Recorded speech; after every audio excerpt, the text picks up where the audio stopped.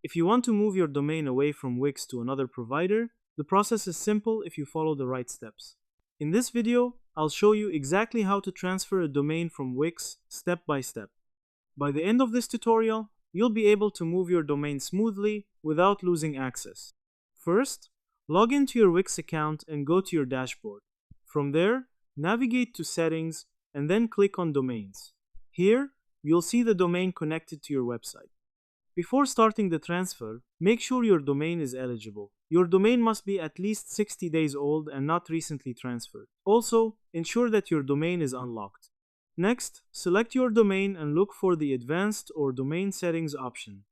Find the setting called Transfer Away from Wix and click on it. Now, you'll need to disable domain privacy protection if it's enabled. This allows the new registrar to access your domain details during the transfer process.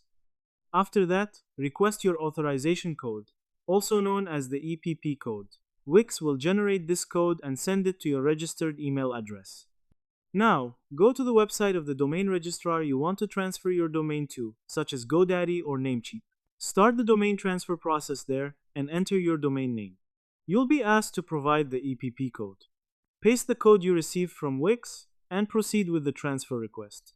Next, you may need to confirm the transfer via email. Check your inbox and approve the request to continue. The transfer process usually takes a few days to complete. During this time, your website and email should continue working normally if your DNS settings are properly configured.